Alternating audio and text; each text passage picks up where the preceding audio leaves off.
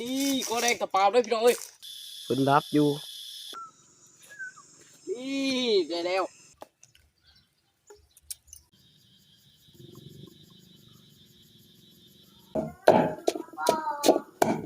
สบายดีพี่น้องวันนี้ผมก็มองข้ามเก่าเอาข้ามกับฟ้าพาโลกห้องกับป้อมเลยมันแดดก็ออกแล้วพี่น้องเอ้ยเจ็บจันก็ห้องนะมากมันมากคนเดียวหรอกมากกับเอื้อยเพิ่นก็แม่สิบได้อีกก็บอกสิบได้อีกเพิ่น3 คนพี่น้องเอ้ยก็จะไปขอขอบคุณเอฟซีทุกคนเขามาตามมองข้ามเลยเด้อไปนี่ตอนนี้ว่าสิบได้เพิ่นเห็นนี่เลยพี่น้องเอ้ยได้บ่หันไปซ้ำไปเอาไว้ตอนนี้บ่สิบได้เพิ่นเห็นนี่เลยพี่น้องเอ้ยก็แดงกับปลาตัวรูดบ่โอ้เป็นไงไม่ของยังบ่ของ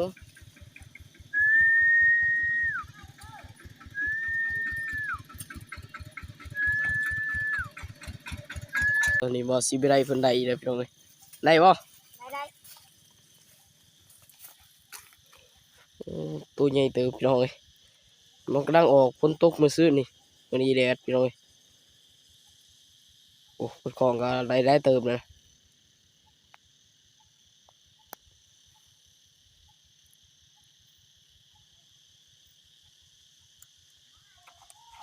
ไปตอนนี้บ่สิบได้เพิ่นไปเด้นี่ขอแรง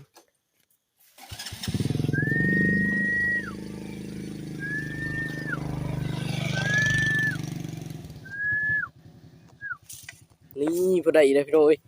ขอแรงปาบเลยดิโอ้แดดออกเพิ่นสิขึ้นมาตากแดดแล้วนี่เห็นไหมพี่น้องเอ้ยขอแรง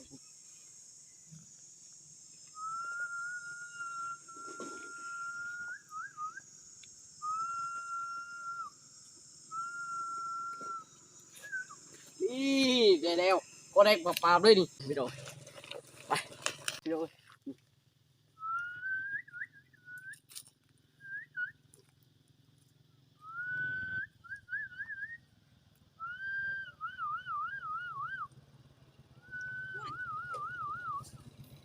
ี่ได้แล้วพี่น้องขอแรงปาบเลยนี่อ๋อทุกนี่โคตรมันนะพี่น้องเอ้ย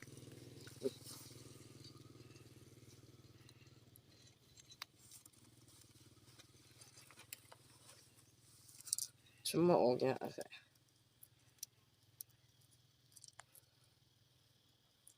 นี่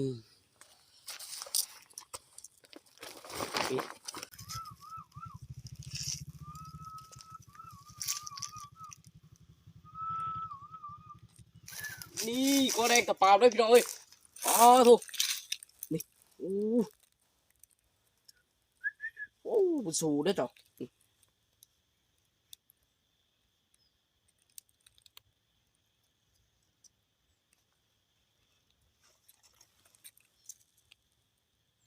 มา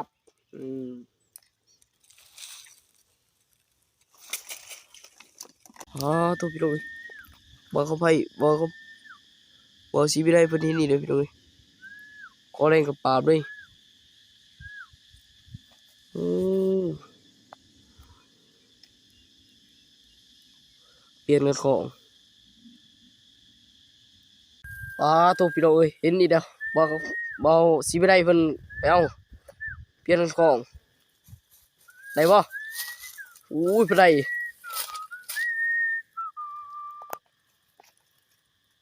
โอ้โหพี่น้องเอ้ยบอกสิไม่ได้เพิ่นที่นี่เด้อไปซ้ำ ว้าทุกพี่น้องเอ้ยนี่เห็นบ่เพิ่นรับอยู่เจ้าของเอาก่อนสั้นเขาห้องพี่น้องเอ้ยเจ้าของหอดยามที่จะสั้นนะ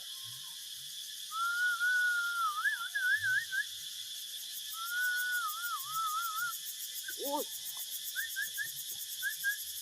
หยุดไปซ้ำพี่น้องเอ้ย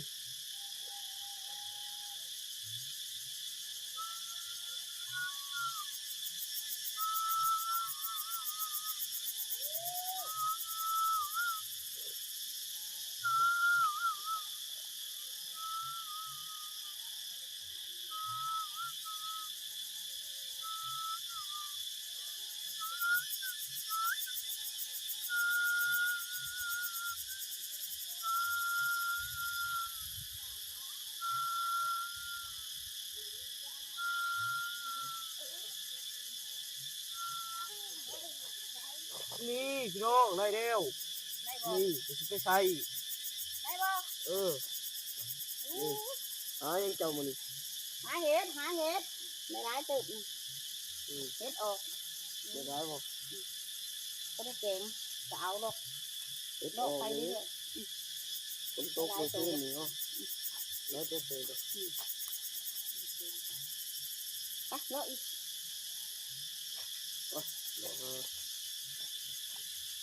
คือไงขอย้ำที่จะกันแบบโดยยินเด็กโดยขอแรงจะปาด้วยเน็ตยังอยู่บน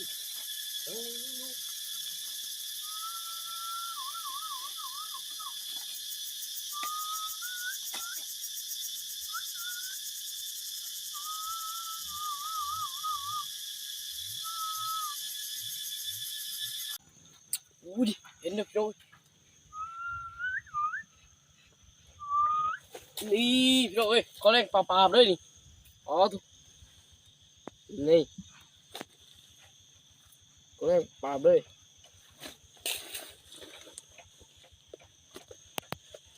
ไปเด็กพี่น้องเอ้ยป้อมมันก็จะบ่เฮ่นะป้อมออกได้ด้วยนี่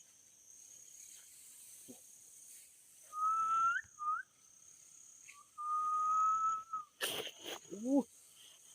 อันนี้บ่ไปพี่น้องมันบ่เฮ่อะไรมันหนาวมันพิงแดดว่าฝนตกมื้อคืนนี่นี่พี่น้องเอ้ยโอ้ตัวใหญ่ครับอ๋อดูนี่อ๋อไปอ๋อตัวพี่น้องเอ้ยน้อยอยู่จักปลารับจักอันนั้นเนี่ยเอาของเอาคนเดี๋ยวปากเองได้ไปสิไป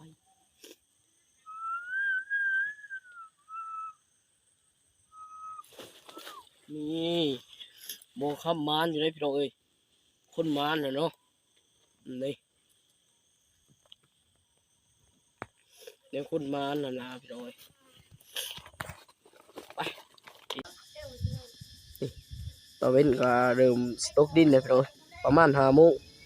เดี๋ยวเลยเมื่อก่อนตอนนี้คอยว่าอะไรมาหอเที่ยงเลยเนาะก็ป้อมว่าของในพ่อป่นนะไปเดี๋ยวเมื่อก่อนเมื่อพอกันเยอะไปไปตอนนี้ของอะไรมาหอเที่ยงเลยพี่เดี๋ยวให้อยู่กินก่อนไป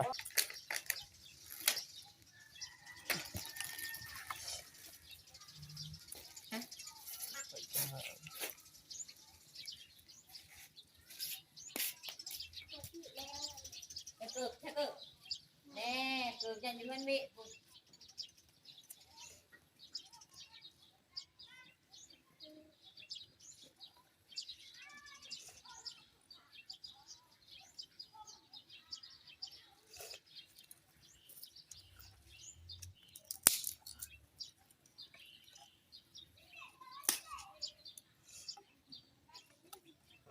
เอาให้ดูง่ายๆเอากระป๋อมมาเขาถอดมันกระป๋อมมาได้ใช่ไหม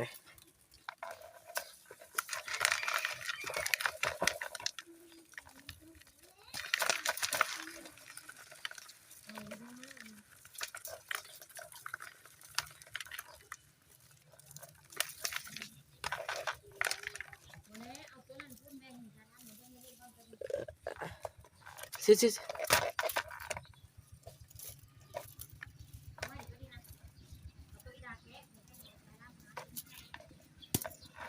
ขาอีสังเนี่ยดูเลย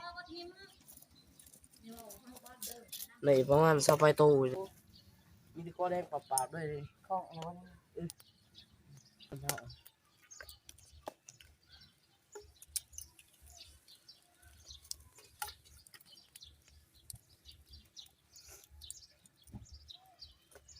นั่นแหละก็คูดอย่างนี้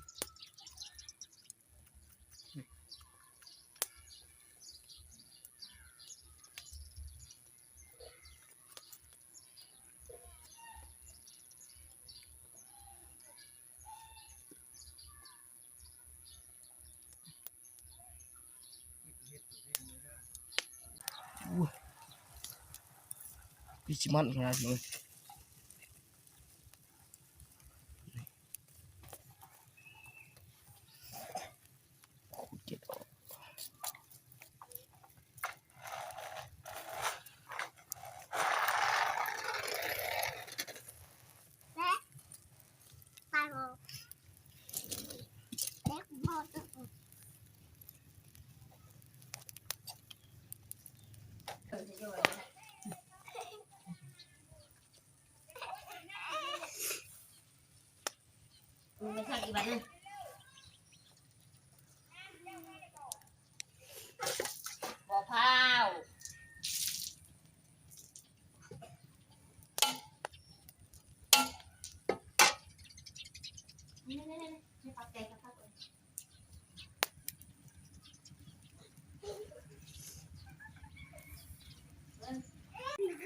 นี่พี่น้อง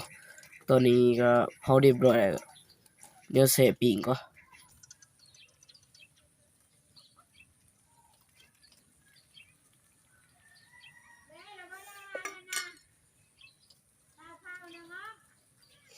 กำลังไข่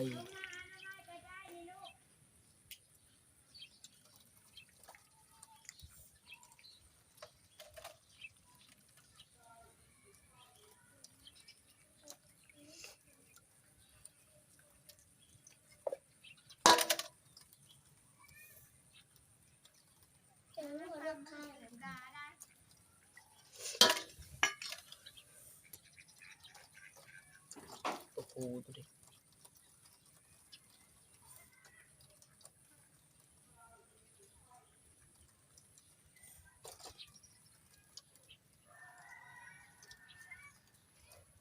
นี่ตอนนี้ล้างเรียบร้อยก็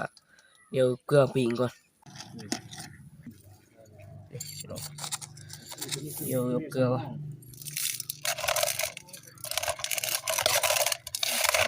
จะมีปิ่งได้ป่ะนี่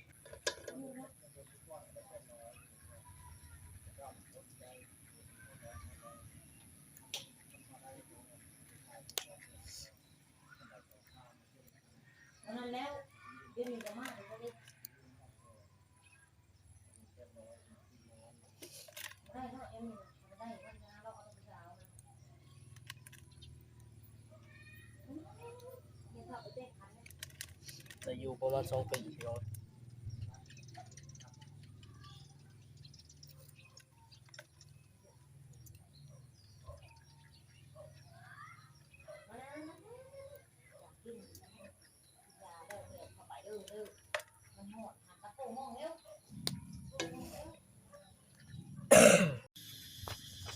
นี่พี่น้องก็พร้อมก็อะไรประมาณ2 ปีไปเดี๋ยวปิ่งก่อน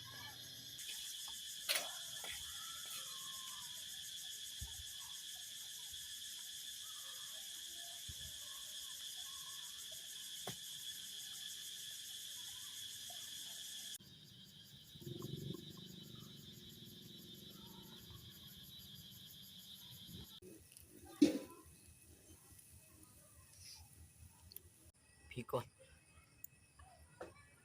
นี่ไก่จะสุกแล้วเสียบพริกจีก่อนกับหัวผักจะหอม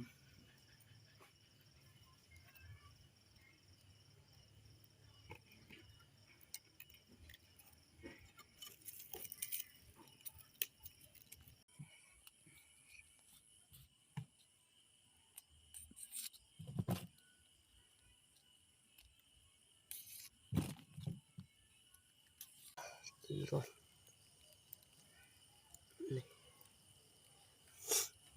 นี่พี่น้องกระป๋องก็สุกเลยผักเทียมก็สุกเลยเดี๋ยวปลูกก่อนนี่เอาโอเคกระป๋องสิถ้วยก่อน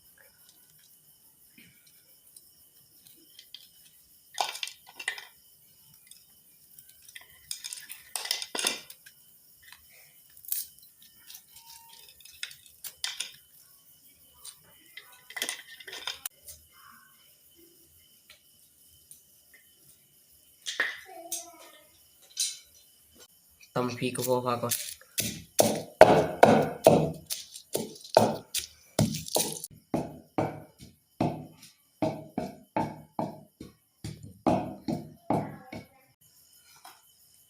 ใส่น้ำปลาก่อน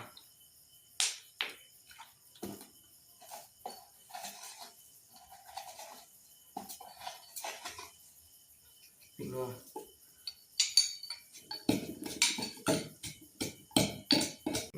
กระป๋องใส่ก่อน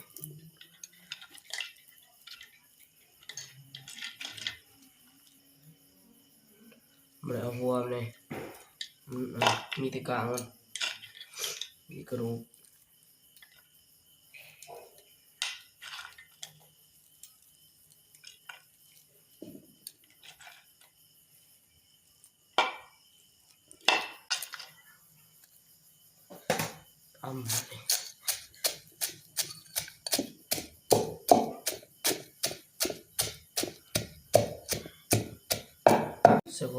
ใส่ผักหอมก่อน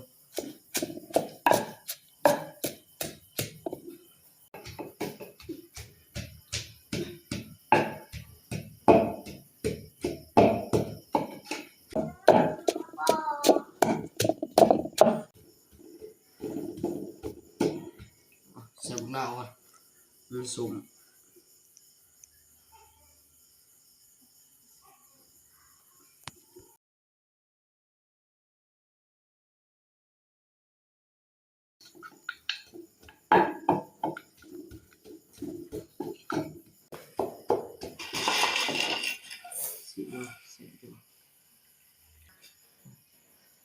ชิมก่อนเสียบอยู่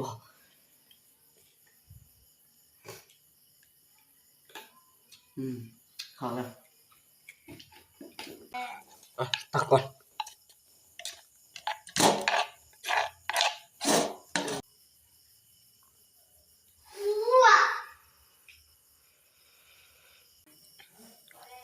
นี่พี่น้องกับข้าวแดงปนกระป๋อมมาไม่พี่น้องครับมันกระป๋อง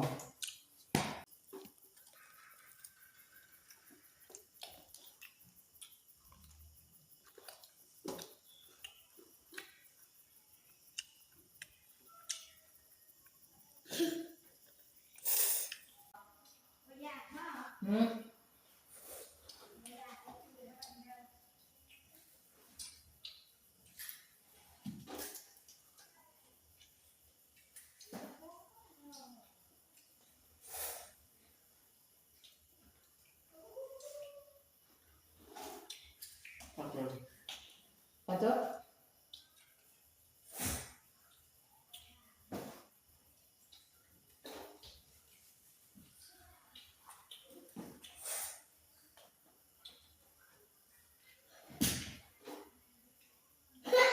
ตอนนี้ที่เขาวินน้ำด้วยก็จะได้ไปคลิปมุสเมะพี่น้องก็จะไปคลิปขอบคุณ FC ทุกคนที่มาตามชมมองครับเนาะไปคลิปหน้าพบกันใหม่